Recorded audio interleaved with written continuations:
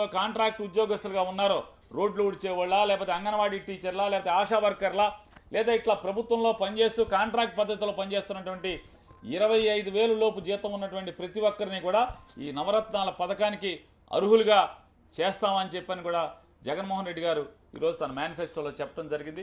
ఇది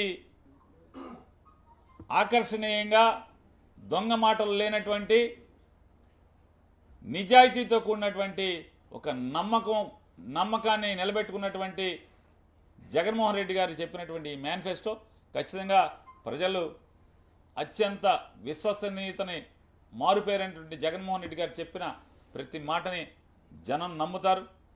నమ్మకానికి మారుపేరైనటువంటి జగన్మోహన్ రెడ్డి గారు ఇచ్చినటువంటి ఈ మాటని ప్రతి వైఎస్ఆర్ కాంగ్రెస్ పార్టీ, ప్రతి గృహసారథి, ప్రతి కార్యకర్త దీన్ని ప్రజల్లోకి చేరవేయండి, ప్రజలకు చేరవేయండి. ఆల్రెడీ ఇప్పటికే మాట చెప్తే నిలబడతాడు. మా నమ్మకం జగన్, చెప్పాడంటే చేస్తాడంటే అనేటువంటి మాటలు మనం జగన్ గురించి మారుపేరుగా మాట్లాడుకుంటున్నాం. కాబట్టి ఖచ్చితంగా 2024 జూన్ మాసంలో జగన్మోహన్ రెడ్డి గారు ప్రమాణ స్వీకారం చేసి మళ్ళీ ఈ మేనిఫెస్టోని అమలు చేసి తీరుతాడని చెప్పని కూడా మీ అందరికీ విజ్ఞప్తి చేస్తూ సెలవు. సార్, కొత్తవి చెప్పి మోసం చేసే కంటే కొత్త హామీలని చెప్పి మోసం చేయడానికి జగన్ నిజాయితీ చూడండి. మీకు ఇదే మనం జగన్మోహన్ రెడ్డి గారిలో చూడాల్సింది. ఎన్నికలకు వెళ్తూ కూడా నేను మోసం చేయను, నేను ఏదైతే అమలు చేయగలనో అదే. రేపొద్దున చంద్రబాబు లాగా అవసరం తీరిన తర్వాత మోసం చేసేయచ్చు, అధికారం వచ్చిన తర్వాత ఎవడు ఎదురు చెప్పలేడు, 5 ఏళ్ళు అధికారాన్ని అనుభవించేయచ్చు, మళ్ళీ బాగా సంపాదించుకోవచ్చు అనేటువంటి తప్పుడు ఆలోచన లేనటువంటి 5 కుర్రాడు జగన్మోహన్ రెడ్డి. నమ్మకం కోసం బతుకుతున్నాడు, నిజాయితీగా బతుకుతున్నాడు. ఈ రాష్ట్ర ప్రజలకి నయా పైసా లంచం లేకుండా, రికమెండేషన్ లేకుండా అర్హత ఆధారంగా పెన్షన్ పథకాలు పంచిపెట్టేటువంటి కార్యక్రమాన్ని నాయకత్వం వహిస్తున్నాడు. మరి దమ్ముగా చెప్తున్నాడు. ఎంత ఆత్మవిశ్వాసం కావాలి ఈ రకమైనటువంటి ఎన్నికల ముందు, నేను ఇది మాత్రమే అమలు చేయగలను, ఇంతకు మించి చేయటం ఎవడి వల్ల కాదు, ఎవడన్నా చెప్తే ఆడు మోసగాడే అనేది ఇంత దమ్ముగా చెప్పగలిగేటువంటి రాజకీయ నాయకుడు ఎవడున్నాడు? ఈ రకంగా నిజాయితీగా, నికార్సుగా, ధైర్యంగా, ఆత్మస్థైర్యంతో, గుండెల నిండా నిజాయితీ అనేటువంటి గాలి నింపుకుని ఇవాళ మాట్లాడుతున్నాడు ఆయన. కాబట్టి ఇందులో ప్రజలకి జగన్ మీద నమ్మకం ఉంది, జగన్కి జనం మీద నమ్మకం ఉంది. ఖచ్చితంగా నిజాయితీతో కూడినటువంటి ఈ మేనిఫెస్టో ప్రజలు విశ్వసిస్తారు. ఖచ్చితంగా జగన్కి మళ్ళీ అండగా ఉంటారు.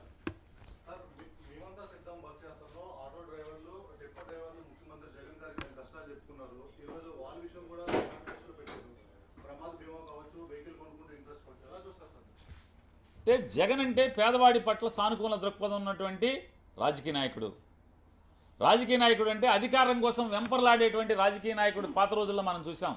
కానీ అధికారం కోసం కాకుండా జనానికి ఏదో ఒకటి చేయాలి, పేద మధ్యతరగతి వర్గాలకు ఏదో ఒకటి చేయాలి, సమాజానికి ఏదో ఒకటి చేయాలి, సమాజంలో మార్పు తీసుకురావాలి, జగన్ ముద్ర ఉండాలి.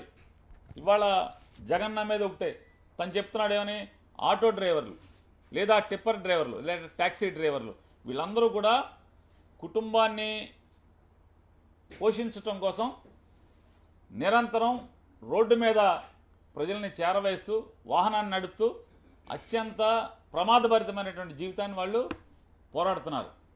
కాబట్టి ఖచ్చితంగా ఎక్కడైనా జగన్ నమ్మేది, ఒక మనిషి చచ్చిపోయాడంటే యాక్సిడెంట్లో ఆ మనిషి ఒక్కడే చనిపోవటం కాదు, ఆ కుటుంబం బజారును పడుతుందని నమ్మేటువంటి వ్యక్తి జగన్మోహన్ రెడ్డి గారు. కాబట్టి ఆటో డ్రైవర్లు, ట్యాక్సీ డ్రైవర్లు, క్యాబ్ డ్రైవర్లు, అలాగే టిప్పర్ డ్రైవర్లు జగన్మోహన్ రెడ్డి గారితో బస్సు యాత్రలో చెప్పిన దాని మీద వారందరికీ కూడా ప్రమాద బీమా 5 లక్షల రూపాయల వరకు ప్రమాద బీమా ప్రభుత్వమే చేసేదానికి ఇవాళ మేనిఫెస్టోలో ఏర్పాటు చేయడం జరిగింది. ఇది నిజంగా గొప్ప ధైర్యం.